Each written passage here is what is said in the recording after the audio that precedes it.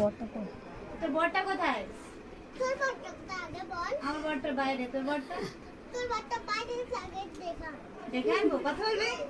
আর যদি বলে আমার কোলে এসো, কোলে উঠবি, চুমো দিবি, কটা? সব যায় সব। দে আরে ডাক তো। আগে ডাক, আর একটু জড়িয়ে ধরবি। আগে ডাক।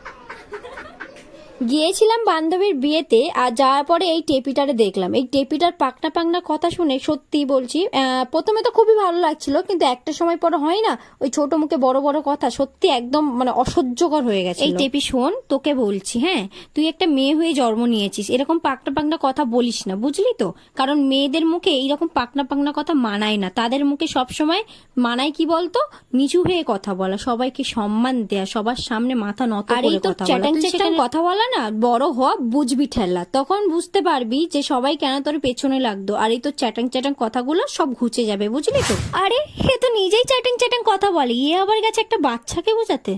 তাহলে বলি শোনো না, একটা বয়স্ক মহিলা যিনি ওখানে বসেছিলেন, তিনি ওই রকম ভাবে বলছিল যে এই সব যে চ্যাটাং চ্যাটাং পাকনা পাকনা কথা বলে না, সব ঘুচে যাবে, একটু বড় হোক তারপরে বুঝবে ঠেলা, মেয়ে হয়েছে এরকম বড় কিছু কিছু মানুষের কাজই হচ্ছে বলা, হোক না সে ছোট কিংবা বড়, মোটামুটি ওনাদেরকে সব জায়গায় নাক গলাতেই হবে। তো যাই হোক, আমরা এইসবকে সাইডে হটিয়ে এই বাচ্চা মুখে পাকনা পাকনা কথাগুলো আরেকবার শুনে নি। ও তো আমার না, তোমার নাকি শোনা দেখতে। কি কি কি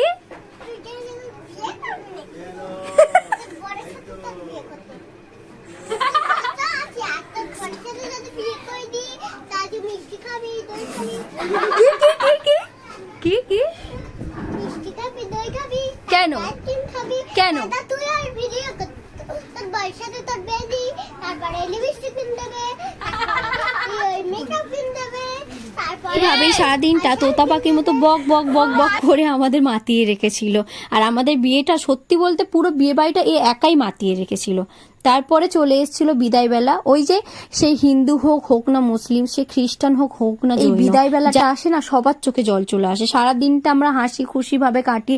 ও না খুব খারাপ ভাবে কান্নাকাটি করছিল, আর ও খুব শরীর খারাপ হয়ে গেছিল। যাই হোক, আমরা সবাই মিলে ওকে গাড়িতে তুলে দিয়ে আসলাম। তারপরে ওখান থেকে আমি বেরিয়ে এসেছিলাম, কারণ আমাকে আবার যেতে হবে আরেকটা ফুলির কাছে, মানে সে ফুলে আছে, ঠিক আছে?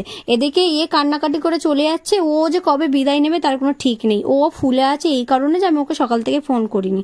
তো যাই হোক, ওকে ডাকলাম, ডাকার পরে ওর মুখটা তো চারহাড়ি করে ফুলিয়ে রেখেছিল, তারপর জোরে চুলের মুঠি ধরে একটা চুম দিয়ে এইভাবে ওকে মানিয়ে নিয়েছি।